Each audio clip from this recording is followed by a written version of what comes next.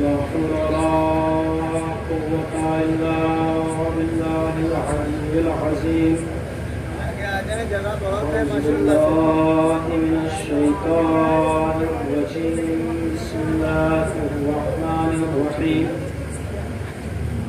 الحمد لله الذي هدانا لهذا وما كنا لنهتدي لولا أن هدانا الله لقد جاءت رسل ربنا بالحق الحق والحق محبوب رب المشرقين والمغربين مولانا ومولى الثقلين جد الحسن والحسين بالقاسم محمد اللهم صل على محمد وآل محمد وعلى أهل بيته الطيبين الطاهرين المعصومين المظلومين المنتخبين المنتجبين ولعنة الله على أعدائهم أجمعين من الآن إلى قيام يوم الدين.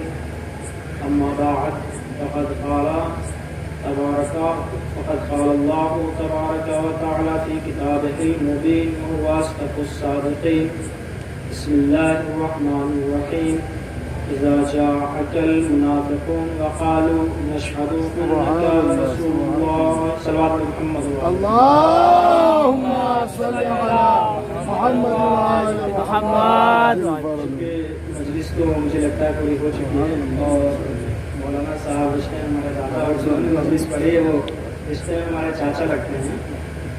زیادہ مجلس کمپلیٹ ہو گئی ہے اور میں نے دیکھا کہ جو حضرات بیٹھے تھے وہ اب بھی بیٹھے ان میں سے کوئی کم نہیں ہوا. اس کی ایک سب سے بڑی وجہ بھی ہے تمام لوگ موجود رہے اور کوئی کم نہیں ہوا. ہمیں پتا ہے کوئی کم بھی نہیں ہوگا کیونکہ یہاں جو لوگ بیٹھے ہیں وہ دولت عزیز سے خریدے گئے لوگ نہیں بلکہ ذکر حسین کرنے کے لیے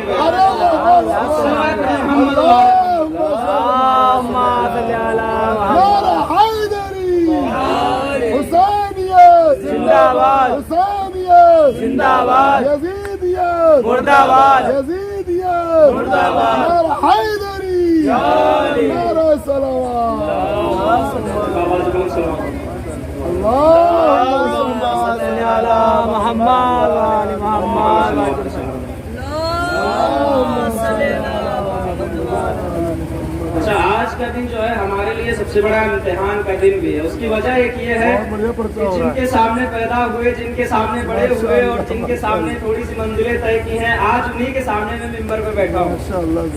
حالانکہ بڑی معذرت کے ساتھ اگر زبان میں کچھ گڑبڑی یا کچھ لکنت کھا جائے تو بڑی معذرت چاہتا ہوں اور اصلاح کی آپ لوگوں سے امید رکھتا ہوں. بابا جبران صلوات سے سارا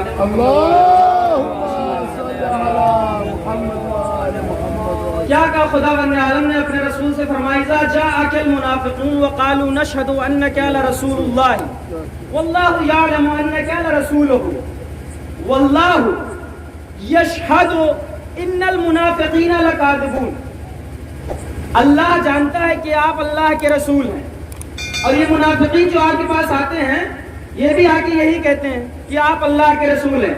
حالانکہ یہ سچ کہہ رہے ہیں کہ آپ اللہ کے رسول ہیں لیکن خود یہ جھوٹے ہیں. میں نے کہا کیا مسئلہ؟ کہا گواہی تو سچی ہے لیکن گواہ جھوٹے ہیں. کہا گواہی تو سچی ہے لیکن گواہ جھوٹے ہیں. میں نے کہا پروردگار یہ منافقین ہوتے کیسے ہیں؟ پھر پروردگار عالم نے سورہ بقرہ میں ایک آیت نازل فرمائی اور کہا وَمِنْ أَهْلِ الْمَدِينَةِ لَمَرَدُّ النِّفَاقِ. اہل مدینہ جو ہے وہ منافقت میں پی ایچ ڈی کر رکھی ہے. کہا بہت بڑے بڑے منافقین ہیں. اچھا یہ منافقین پہچانے کیسے جائیں گے؟ ان کو پہچانا کیسے جائے؟ خداوند عالم نے قرآن مجید میں آگے ارشاد فرمایا. کیا آگے ارشاد فرمایا؟ کہا کہ بعض منافقین مرد و عورتوں میں سے کچھ لوگ ایسے ہیں کہ جو اچھائیوں سے روکتے ہیں, برائیوں کی طرف دعوت دیتے ہیں اور ان کے ہاتھ بندھے رہتے ہیں. بس علامت یاد رکھنا قیامت تک جن کے ہاتھ بندھے ہو منافق ہوتے ہیں, جن کے ہاتھ کھلے رہے وہ صلوات محمد وآل محمد. یہ ہے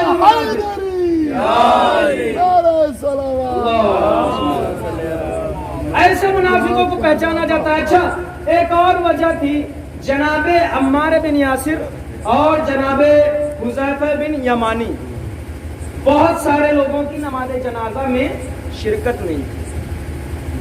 اس کی وجہ سننا چاہیں گے؟ 2 مرحلے ایسے تھے جہاں تک مجھے یاد ہے کہ جہاں رسول کائنات کو قتل کرنے کی ایک سازش رچی گئی۔ دوسرا مرحلہ کون سا تھا؟ پہلا مرحلہ شاید میرے ذہن میں جہاں تک ہوا، اور دوسرا مرحلہ غدیر کا ہے۔ رسول کائنات کے سواری کی جو بار دوڑ تھامے ہوئے تھے جناب عمار بن یاسر، رسول کائنات نے کہا کہ دیکھو عمار، آج کچھ لوگ پلاننگ کر رہے ہیں کہ مجھے قتل کر دیں۔ کہا کہ جب وہ میرے قریب آنے لگے تو ان کو ایک ڈنڈے سے ان کی سواری کو دوسری طرف ہانک دینا۔ یہ عقبہ کا معاملہ تھا۔ غدیر کا سنیے، پھر جناب عمار بن یاسر سے رسول کائنات نے کہا کہ آج پھر پلاننگ ہوئی ہے کہ مجھے قتل کر دیا جائے۔ کہا رسول اللہ آج کیا کروں؟ کہا کہ جب ان کی سواریاں ہماری سواری کے قریب آنے لگے اور یہ سوچے کہ کھائی کے نیچے سواری کو گرا دے تو ان سے چلا کے کہنا کہ دور ہٹ جاؤ ورنہ میں تمہارے نام لے کے اعلان کرنے لگوں گا۔ کہا ورنہ میں تمہارے نام لے کے اعلان کرنے لگوں گا۔ بس میری سمجھ میں یہیں سے آ گیا کہ مجلسوں کو روکتے وہ لوگ ہیں کہ جن کے باپ دادا کے نام منافقت کی لسٹ میں شامل ہوتے ہیں۔ ایک صلوات پر محمد مجلسوں کو روکنے کی کوشش وہ کرتے ہیں کہ جن کو ڈر ہے کہ ان کے باپ داداؤں کی منافقت کی پول کھل جائے گی۔ مسئلہ ہے یہ، اور کہنے لگے کہ بھائی رسول ہمارے جیسے ہیں۔ یہ نئی بات نہیں ہے، رسول ہمارے جیسے ہیں۔ خدا نے قرآن مجید میں کہا کہ منافقین ایسے ہیں کہ جب مومنین سے ملتے ہیں تو کہتے ہیں کہ ہم تو تمہارے ساتھ ہیں، اور جب منافقین سے ملتے ہیں کہتے ہیں ہم تمہارے جیسے۔ صلوات علی محمد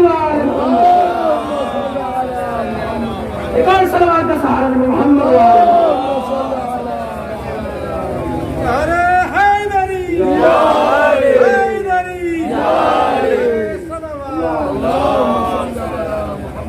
اچھا، ابھی تک تو یہ نعرہ تھا کہ رسول ہمارے جیسے، اور کچھ دنوں سے یہ بھی نعرہ بلند ہو رہا ہے کہ بھائی رسول کائنات اس دنیا سے چلے گئے، رسول کائنات کا انتقال ہو گیا، وہ تو مر گئے، ان سے کیوں طلب کرتے ہو، ان سے کیوں مانتے ہو؟ میں نے کہا عقل کے اندھ ہو، رسول مر گئے تم ابھی تک زندہ ہو۔ اللہ کیا ہے؟ اللہ ہے دعویٰ، رسول کون ہے؟ رسول ہے دلیل۔ اگر دلیل ختم ہو جائے تو پھر دعوے کا کیا ہوگا؟ اللہ باقی ہے مطلب دعویٰ زندہ ہے۔ دعویٰ باقی رہنے کے لیے دلیل کی بھی ضرورت ہوتی ہے۔ اچھا، کہنے لگے بھائی رسول اس دنیا سے کوچ کر گئے، چلے گئے، ان کو کیوں مانتے ہو؟ میں جب بہانی تشریف لایا تو میں نے ایک جگہ دیکھا، ایک سفید چادر بچھی ہوئی تھی۔ جب میں قریب گیا تو دیکھا میرا دوست لیٹا ہے۔ میں نے کہا سفید چادر والے تجھ پہ سلام ہو۔ لوگوں نے کہا مولانا کیا پاگل ہو گئے ہو، مرے ہوئے کو سلام کرتے ہو؟ پھر میں نے کہا ہے سفید چادر والے تجھ پہ سلام ہو۔ کہا مولانا کیا اس کو ڈھیلے ہو گئے تمہارے؟ یہ دنیا سے چلا گیا۔ اب یاد رکھیے، دنیا والے ایک چیز پہ نماز تمام کرتے ہیں، کسی نے پھر پہ کہو کہتے ہیں السلام علیکم ایھا النبی ورحمۃ اللہ وبرکاتہ۔ اگر رسول مر گئے تو پھر سلام کیسا؟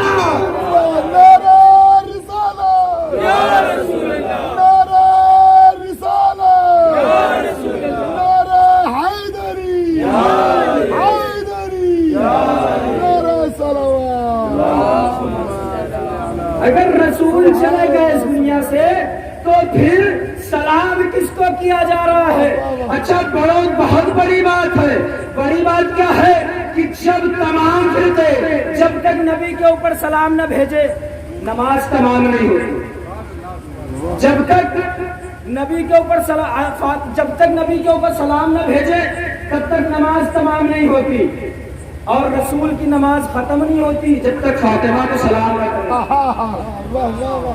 تمام فرقے والے نماز ختم کرتے ہیں تو رسول پہ سلام کر کے، لیکن رسول اپنی نماز شروع کرتے ہیں تو فاطمہ کو سلام کر کے۔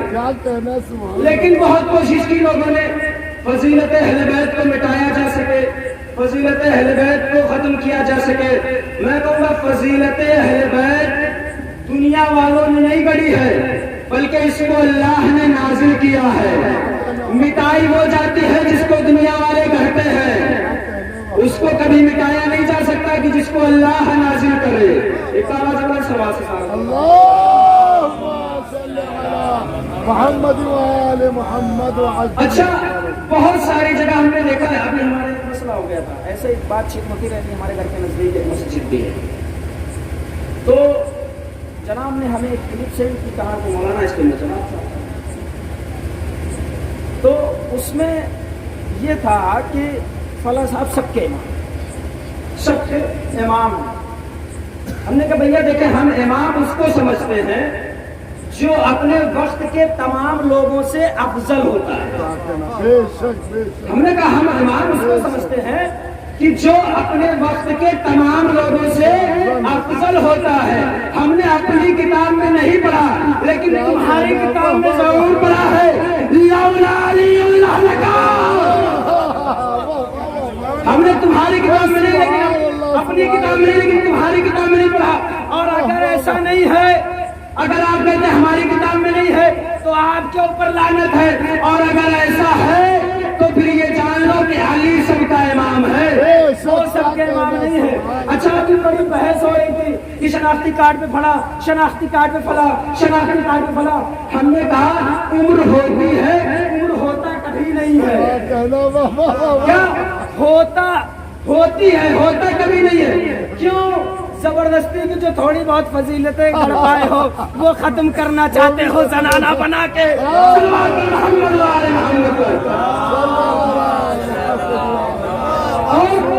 اسی امت کے صرف دو باپ ہیں، پہلا باپ رسول کائنات اور دوسرا باپ علی ابن ابی طالب۔ اگر ان دو کو کوئی باپ نہیں مانتا نا، میں سمجھتا ہوں کہ اس کے باپ میں کوئی کمی ہوگی۔ ان دونوں کے جب تک باپ نہیں مانو گے نا، امت کمپلیٹ نہیں ہوگی، مکمل نہیں ہوگی۔ ایک مرتبہ رسول کائنات نے مولا کائنات کو ایک انگوٹھی دی اور کہا کہ یا علی، آپ اس پہ محمد ابن عبداللہ کن کرا کے لائے۔ مولا کائنات نے انگوٹھی کو لیا، لینے کے بعد بازار تشریف لائے اور نقاش کو بھی کہا آپ اس کو محمد ابن عبداللہ لکھ دیں۔ ایک دن گزر گیا، دوسرے دن جب مولا کائنات پہنچے نقاش کے پاس، اس نے انگوٹھی کو پیش کیا اور ڈرا ہوا بھی، کہا آخر کیا بات ہے، تمہیں ڈر کیوں لگ رہا تھا؟ کہا کہ یا علی، میں نے بہت کوشش کی کہ محمد ابن عبداللہ لکھ دوں، لیکن محمد رسول اللہ خود بخود ہو رہا تھا۔ بڑی توجہ چاہتا ہوں، محمد رسول اللہ خود بخود ہوتا چلا جا رہا تھا۔ مولا کائنات نے انگوٹھی کو لیا، آئے رسول کائنات کے پاس، انگوٹھی کو دیا۔ رسول کائنات نے انگوٹھی کو لیا، لینے کے بعد کہا یا علی، میں نے تو کہا تھا اس پہ محمد ابن عبداللہ لکھانا، لیکن اس پہ تو محمد الرسول اللہ لکھا ہے۔ کہا رسول اللہ، نقاش نے بڑی کوشش کی، لیکن جب بھی وہ لکھ کے ختم کرتا تھا فوراً محمد الرسول اللہ لکھ جاتا ہے۔ اس نے بڑی کوشش کی لیکن نہ لکھ سکا۔ رسول کائنات نے انگوٹھی کو پہن لیا، رات گزری، رات جیسے ہی گزری صبح نمودار ہوئی، رسول کائنات کی نظر اس انگوٹھی پہ گئی، جیسے ہی انگوٹھی پہ دیکھا تو سب سے پہلے اوپر لکھا ہوا تھا محمد الرسول اللہ، اس کے نیچے تحریر علی ولی اللہ۔ رسول نے اپنے ہاتھوں کو بلند کیا، پروردگارا یہ کیا ماجرا ہے؟ آواز دی محمد الرسول اللہ لکھوانا تمہاری مرضی تھی، علی ولی اللہ لکھوانا میری مرضی ہے۔ ارے تو اس میں حیرت کی کیا بات ہے؟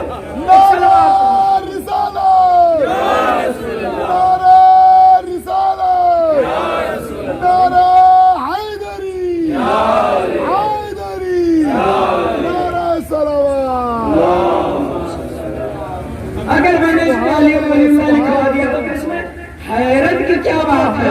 پھر آگے کہتے ہیں یا علی، آپ ہی تو وہی ہیں کہ جنہوں نے پردہ غیب میں رہ کے نبیوں کی مدد فرمائی ہے۔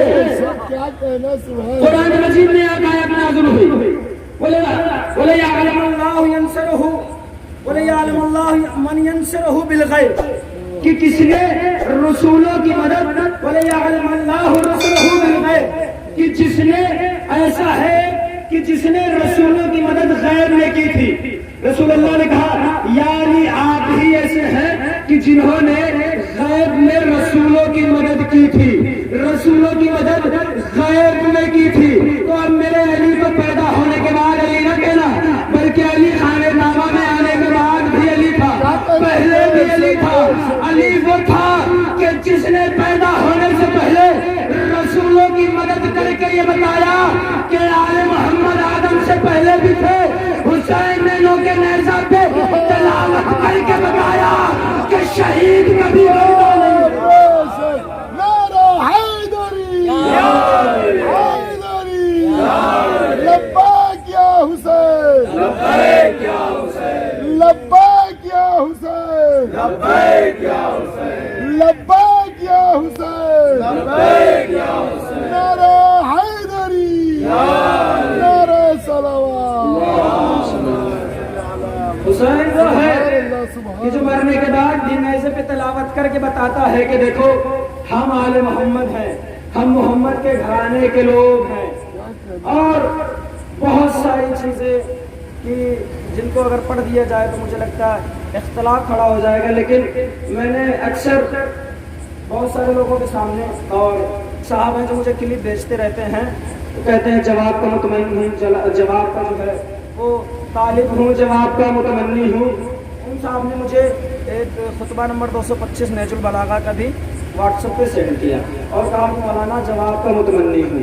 اچھا قرآن آج کل موبائل تو ہیں, ساری چیزیں موبائل میں واضح ہو جاتی ہیں. تو نہج البلاغہ مفتی جعفر حسین صاحب کی میرے موبائل میں تھی, خطبہ نمبر 225 کی پوری تفسیر میں نے اٹھا کے بھیج دی فوراً. میں نے کہا جناب میں بھی جواب کا متمنی ہوں. ایک صلوات پڑھ دو. پھر کہنے لگے کہ آپ کے یہاں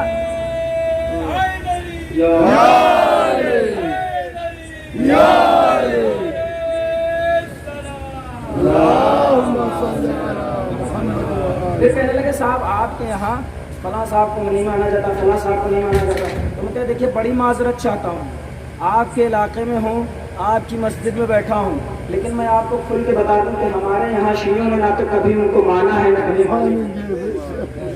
کیا مسئلہ ہے؟ کہا مسئلہ یہ ہے کہ ہم مسلمان نہیں سمجھتے. کہا کیوں؟ ہم نے کہا جو اہل بیت کا دشمن ہو ہم کو مسلمان نہیں سمجھتے بلکہ منافق سمجھتے ہیں. اور جا کے تفسیروں کی کتاب جو لوگ ہیں مولانا صاحب سے لوگوں سے بڑی معذرت کے ساتھ جا کے جو لوگ اور کو اشکال کرنا چاہیں تو وہ تفسیر اٹھا کے دیکھ لیتے ہیں کہ منافق کبھی مسلمان نہیں ہوتا.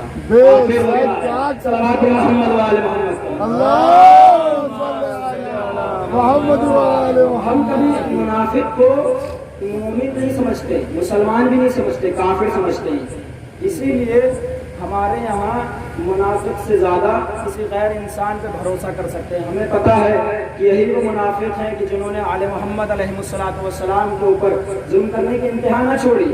تو پھر ہم کس طرح سے, تو میں نے کہا کہ صاحب دیکھیے ہم اتحاد اختلاف میں کرتے ہیں, عقیدے میں کبھی ہم اتحاد نہیں کرتے. ہمارے یہاں اتحاد صرف اختلاف میں ہوتا ہے, عقیدے میں کوئی اتحاد نہیں ہوتا. ایک سلوات کا ساتھ اور ملازموں کی موجودگی میں ہمیشہ یاد رکھیے گا اتحاد اختلاف میں کریے گا, عقیدے میں اتحاد نہ کریے گا. بہت سارے لوگ آئے کہنے لگے کہ وہ اس بار طالبان کچھ بدلا سا لگ رہا ہے. ہم نے کہا لاکھ بدل جائے, ہم یزید کو کل بھی یزید سمجھتے تھے, ہم یزید کو آج بھی یزید سمجھ رہے ہیں. سلام محمد و آل محمد محمد و آل محمد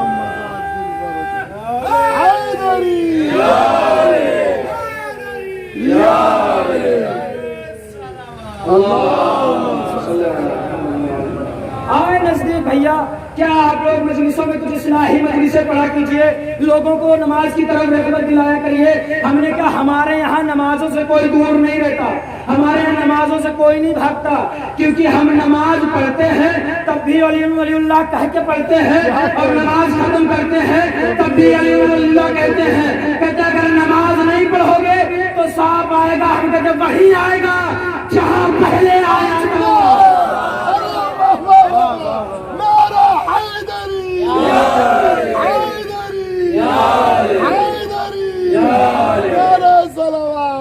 ہم اس کے ماننے والے ہیں کہ جو سانپ سے نہیں ڈرتا, ہم اس کے ماننے والے ہیں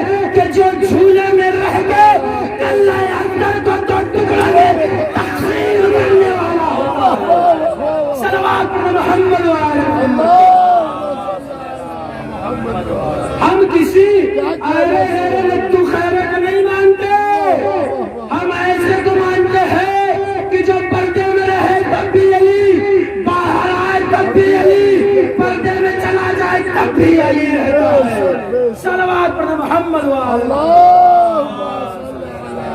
محمد وآل محمد. اور بڑے دن سے محرم کا سلسلہ چل رہا ہے، چونکہ آپ لوگ بھی کافی تھکے ہوئے ہیں اور میں بھی ابھی تقریباً تیسرے دن گھر پہنچا ہوں سفر کر کے، تو میری بھی کمر میں بڑا درد ہو رہا ہے بائک چلاتے چلاتے.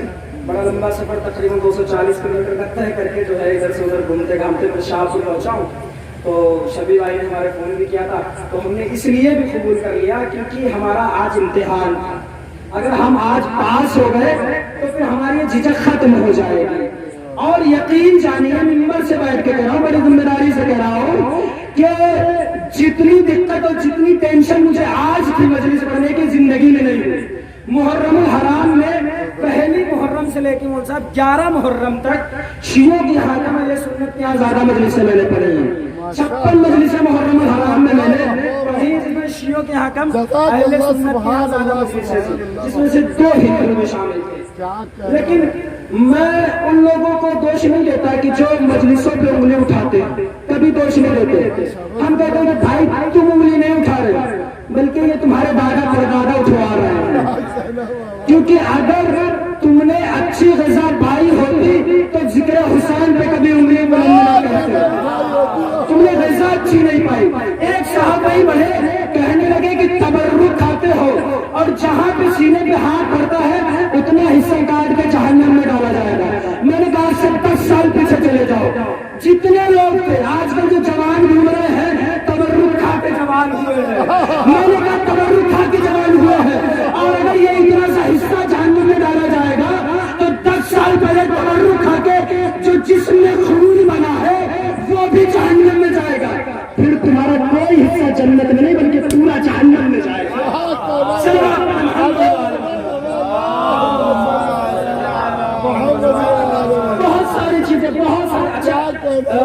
بہت سارے اچھا. تھوڑا سا میں اس حالت میں بھی رہتا ہوں چونکہ یہ اپنا علاقہ ہے بہانی اور شاپ ہے، تو کبھی کبھی اس حالت میں بھی رہتا ہوں کہ پہچان نہیں پاتا بڑی مشکل سے. تو سمجھتا ہے کہ شاید یہ کوئی ایسے عام آدمی ہوگا، لیکن میں کہہ دینا چاہتا ہوں ہمارے یہاں کے مولانا تو نہیں، ہمارے یہاں اگر کسی بچے کو کھڑا کر دو نا وہ بھی ان کو بتا کے آ جائے گا کہ علی والے کیا ہوتے ہیں. کیونکہ ہم اپنے بچوں کو کسی جگہ بلا کے سمجھاتے نہیں کہ تمہارا امام کون ہے. ہمارے گھر کا بچہ فرش اعظم پہ آ کے سمجھ جاتا ہے کہ ہمارا امام کون ہے. صلوات محمد وآل محمد.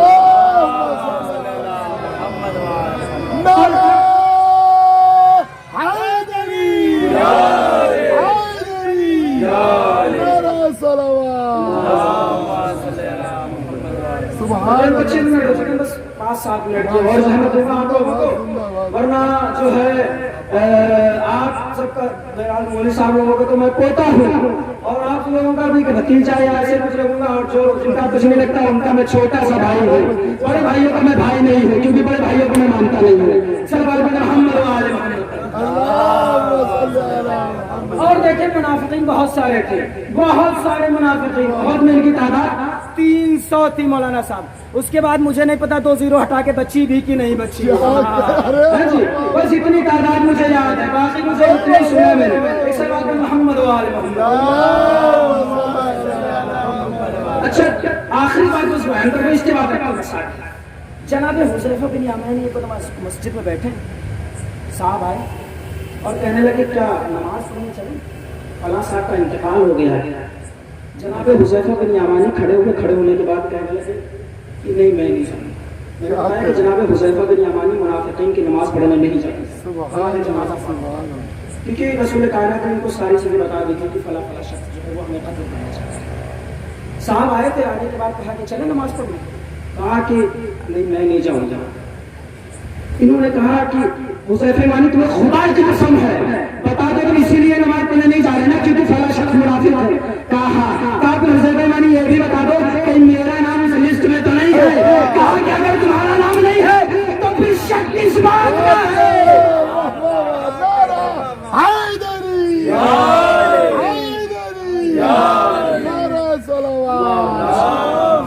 اور شک وہی کرتا ہے کہ جس کو اپنے اوپر شک ہوتا ہے.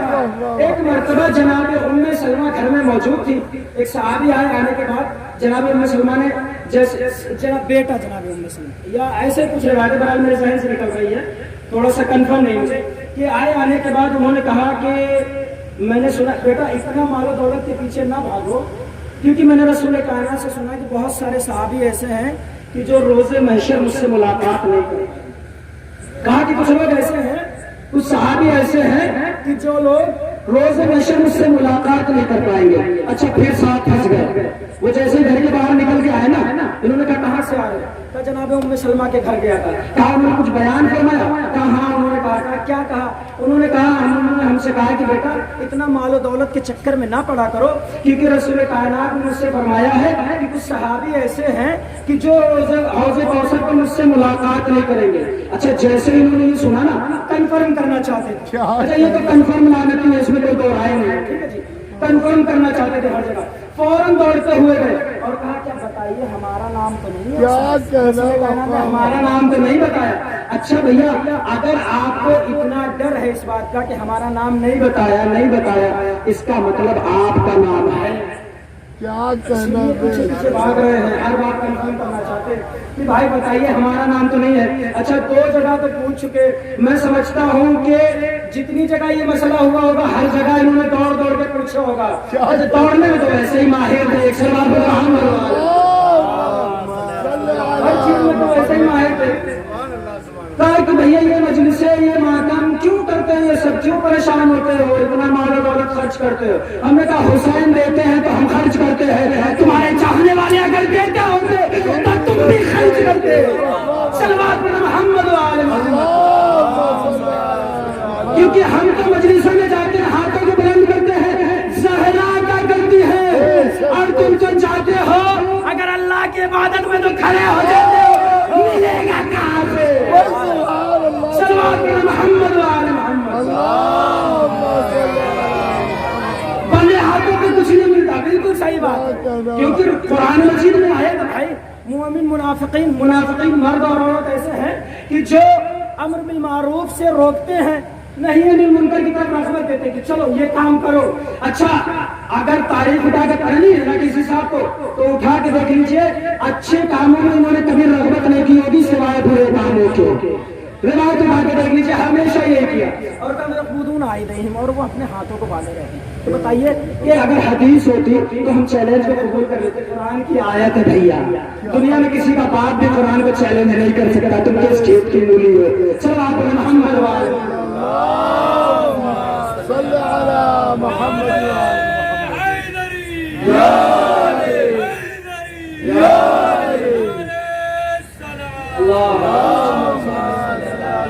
بھیا قرآن ہے، اور ہماری محفلوں میں صرف قرآن کا ذکر ہوتا ہے اور کسی کا ذکر میں نہیں ہوتا، کیونکہ ہم ان کا ذکر کرتے ہیں کہ جن کا ذکر قرآن مجید میں ہے، بلکہ اگر لفظوں کو پلٹ کے کہہ دو کہ ہم ان کا ذکر کرتے ہیں کہ جن کی مدح میں قرآن مجید نازل ہوا ہے۔ اور اگر خدا مند عالم ہمیں 100 سال 200 سال 500 سال کی بھی زندگی عطا کر دینا تو خدا کا قسم اسی طرح حسین کو روتے رہیں گے، نہ کبھی ہماری آنکھوں سے آنسو کم ہوں گے اور نہ کبھی ہمارے پاس دولت کم ہوگی۔ کیوں؟ کیونکہ ہم اس غم کو صرف اس لیے مناتے ہیں کیونکہ ہم اس غم کی وجہ سے، ہمارا خلق ہونے کا کوئی اور سبب نہیں ہے، صرف ہم اس غم کی وجہ سے خلق ہوئے ہیں۔ پھر جو ذمہ داری ہمیں خدا نے دی ہے اس سے کیوں بھاگیں؟ اور اگر ہم محرم نہ منائیں تو پھر بتاؤ کیا منائیں؟ ہمارے پاس کچھ منانے کے لیے نہیں ہے سوائے محرم کے۔ ہمارے گھر کا بچہ سے لے کے بوڑھا انسان تک صرف یہ جوڑتا ہے کہ محرم کے کتنے دن باقی رہ گئے۔ یہ ہمارے نزدیک بہت مہم چیز ہے، لیکن سوچیے زاداروں کہ محرم الحرام آیا چلا گیا، ہم نے جگہ جگہ مجلسیں برپا کی، جگہ جگہ علم اٹھائے، پچھلے سال سے زیادہ اس مرتبہ تھوڑی سی چھوٹ ملی، لیکن خدا کی قسم وہ دن نہ دکھائے کہ انسان مجلس نہ برپا کر پائے۔ میں سمجھتا ہوں کہ محرم الحرام مجلس بند کرنے کا نام نہیں ہے۔ اگر کوئی انسان چاہے کہ مجلس بند کروا دے تو یہ نہیں کہ مجلسیں بند ہو جائیں گے، کیونکہ ہمارے دلوں میں حسین رہتے ہیں، ہمارے دلوں میں حسین بستے ہیں، اور جو پھر دلوں میں بسا کرے وہ کسی مکان کا محتاج نہیں ہوتا۔ یہی حسین تیسری کڑی ہے امامت کی، سب کچھ قربان کر دیا اسلام کا۔ اور یہ بھی بتاتا چلوں کہ کربلا منافقت کا ایک نتیجہ ہے۔ کیا کہنا، سبحان اللہ سبحان اللہ۔ یہ جتنے منافق تھے سب کربلا میں جمع ہوئے۔ علامہ اقبال نے کیا دو لائنیں کہی ہیں، پوری کربلا انہوں نے دو لائنوں میں بیان کر دی۔ انہوں نے کہا کیا تماشا ہوا اسلام کی تقدیر کے ساتھ، کیا تماشا ہوا اسلام کی تقدیر کے ساتھ، قتل شبیر ہوئے نعرہ تکبیر کے ساتھ۔ پوری کربلا بیان ہے کہ نعرہ تکبیر بلند کرنے والے گردن امام حسین علیہ السلام کو قبضہ چلا گیا۔ بس پہچان لیجیے کہ یہ وہی لوگ ہیں کہ جو آج مجلسوں کو روکنا چاہتے ہیں۔ کوئی ہچکچاہٹ محسوس نہیں ہو رہی، کھل کے کہہ رہا ہے کہ جو اللہ اکبر کا نعرہ بلند کرتے قدر امام حسین کی تلوار چلا وہی آج مجلسوں کو روکنا، لیکن ان کے روکنے سے مجلسیں رک نہیں جائیں گی۔ اتنی دولت والا انسان جب اپنے گھر میں فرش اعلیٰ بچھنے سے نہ روک سکا تو پھر یہ آج کے لوگ کیا ہیں؟ زینب نے یزید کے گھر میں فرش اعلیٰ بچھا کے بتا دیا کہ دیکھو کسی زمانے کی یزید کی اتنی ہمت نہیں ہے کہ وہ ذکر امام حسین کو روک سکے۔ رہائی ملی، بھائی نے کہا کہ مولانا صاحب رہائی کر دیجیے گا، تھوڑی سی رہائی کرے گا اور تھوڑی سی میں مولا عباس علیہ السلام کے مسائل پر۔ جناب زینب کے پاس جناب سید سجاد آ کے کہتے ہیں کہ پھوپھی میں رہائی مل گئی ہے، اور یقیناً جناب زینب نے جواب دیا کہ بیٹا سید سجاد رہائی ملنی ہے نہ ملنے کا کوئی اثر نہیں ہے۔ کہا پھوپھی میں بتائیے مدینے چلیں گے کہ کربلا چلیں گے؟ کہا سید سجاد پہلے میں یہاں فرش اعظا بچھانا چاہتی ہوں، یزید سے کہہ دو کہ ایک محل خالی کر ماتم کرنا چاہتی ہوں۔ روایتیں بتاتی ہیں کہ ایک گھر خالی کر دیا گیا، 7 دن تک زینب نے حسین کا ماتم اس گھر میں کیا ہے۔ اس کے بعد جناب زینب رخصت ہوئی ہے کربلا کے لیے۔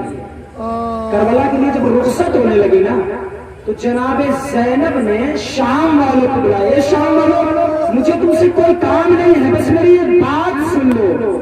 شام والے جب قریب آئے نا، آنے کے بعد شام والوں میری ایک تمنا ہے، میری ایک خواہش ہے، مجھے اس کو پورا کر دینا۔ دیکھو جب میں کربلا سے شام آئی تھی نا تو میں اپنے ساتھ ایک امانت لائی تھی کہ جس کو سکینہ کہتے ہیں، شام والوں اب میں اس امانت کو اس زندان میں چھوڑ کے جا رہی ہوں۔ شام والوں جب اندھیرا ہونے لگے نا تو اس قبر پہ ایک دیا روشن کر دینا، حضرت اللہ کی میرے بھیا کی آخری نشانی سکینہ تھی، یہ جس کو وطن جانے کی بڑی تمنا تھی۔ حضرت زہرا خدا آپ کو کوئی غم نہ دے سوائے غم سید شہداء کے۔ جناب زینب کربلا کی طرف آئی ہے، جیسے ہی کربلا میں آئی نا امام حسین کی قبر کے پاس زینب کی اماری رکی ہے۔ زینب نے بھیا کی قبر کو دیکھا، اماری سے اپنے آپ کو بھیا کے قبر پہ گرایا، بھیا ارے آپ کے بعد ظالم نے سروں سے چادروں کو چھینا، اے بھیا آپ کے بعد سکینہ کے گالوں سے گوشواروں کو چھینا گیا، اے بھیا آپ کے بعد در در پھرایا گیا۔ روایتیں بتاتی ہیں کہ اب قافلہ مدینے کے لیے روانہ ہوا، بس آخری مساب تھوڑے سے مساب میں مولا عباس کو پڑھنا چاہتا ہوں۔ بڑی بہادر شخصیت ہے عزیزان محترم۔ کربلا کے لیے کربلا سے مدینے کے لیے قافلہ رخصت ہوا۔ جیسے حدود مدینہ پہ پہنچا نا، چوتھے امام نے بشیر کو بلایا، بشیر جا کے مسجد میں اعلان کر دے، قد قتل الحسین بکربلا، قد صبح الحسین بکربلا۔ روایتیں بتاتی ہیں کہ بشیر مسجد میں آیا، محراب پہ کھڑا ہوا، آواز بلند کی، قد قتل الحسین بکربلا، قد صبح الحسین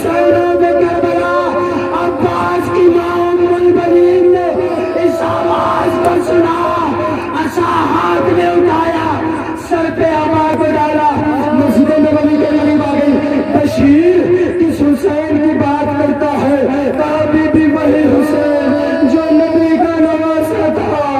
کہا بشیر یہ کیسے ہو سکتا ہے؟ ارے اس حسین کے ساتھ تو میرا 32 سالہ بیٹا عباس بھی گیا ہے۔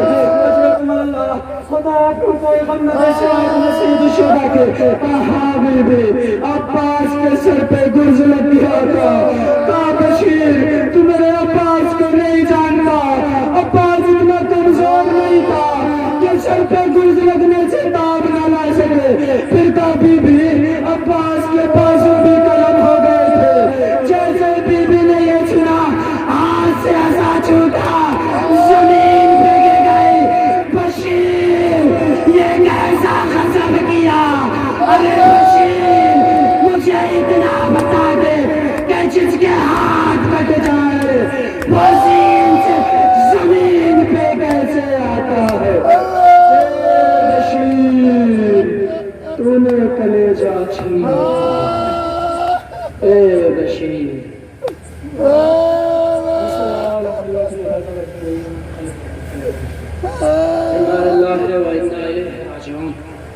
بذنب قضائه وتسليما لأمره